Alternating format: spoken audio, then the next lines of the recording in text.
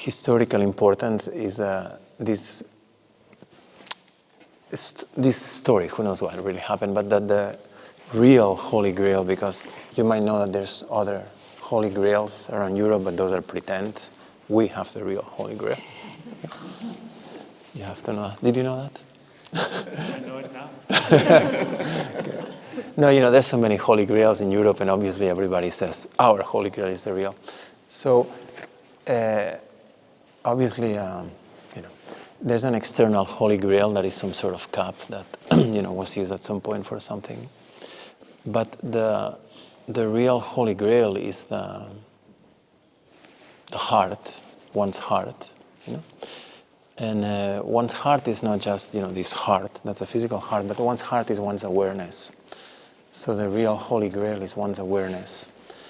And when we talk about heart or awareness, it's equal to this very moment, this very present moment, So you can keep a jar, little teacup, whatever, and fight over it and, create wars and kill, infinite number of people for nothing.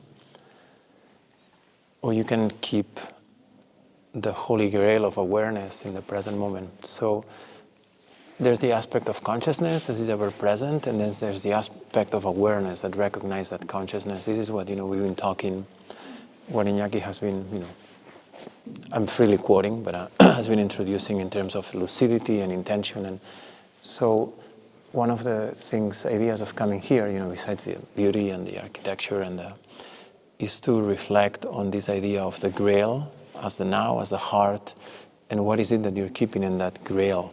So what we should protect is not the cup, which is just a symbol also of, of a country being invaded and being retaken, But what we should really keep in the heart, in that awareness, is love for ourselves, for others, and just this idea of trying to get along and understanding that this is a very fleeting experience that we have.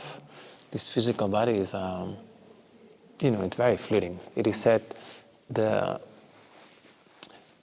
physical body is no bigger or not longer than as a grain of sand in all the ocean shores of all the universes. It's a very fleeting experience. So we have this exquisite opportunity. We have this physical body, and we don't know how long it's going to last. No?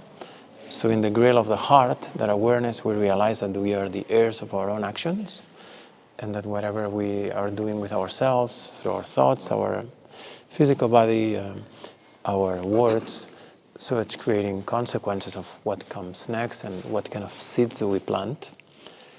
And ultimately, at the end of the day, in this physical dimension, everything is fleeting too.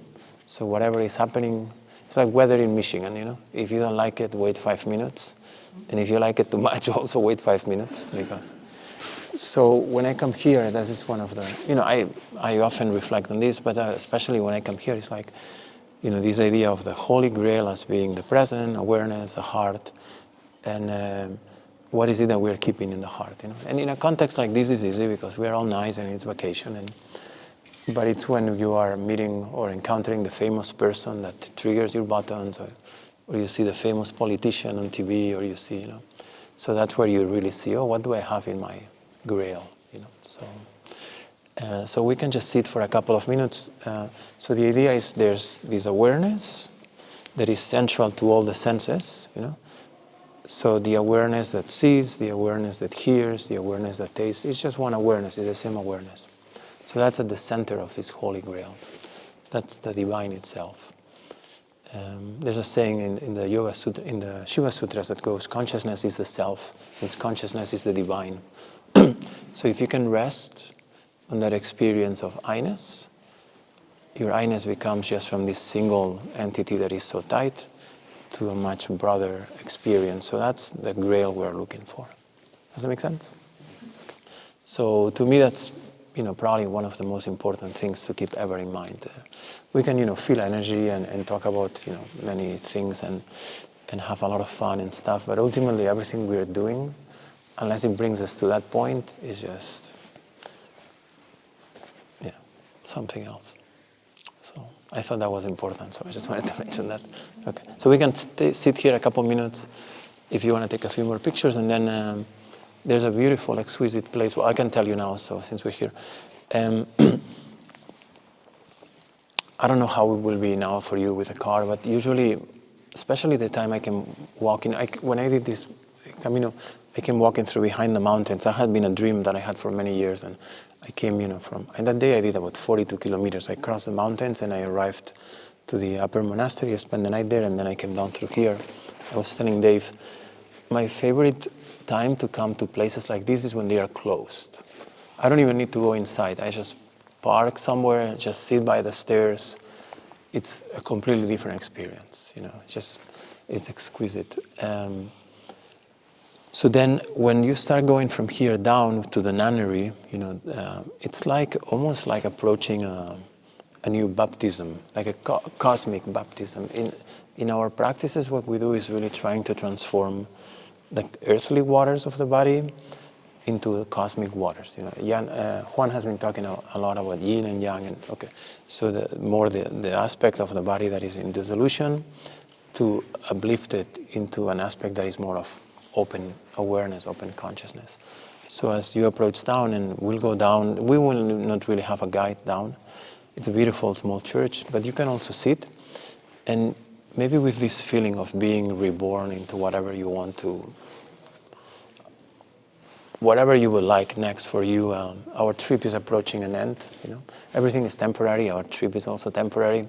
You will not be eating 3 meals a day like this for longer. So you might, if you feel like it, you can take a seat there. There's a very beautiful small baptismal pile there. So the whole temple for me down there has this feeling of just a new baptism. So if you're trying to intend something new for you, it can be a good place that you can plant another seed. Okay? So thank you for being here, and just take a few minutes and then we can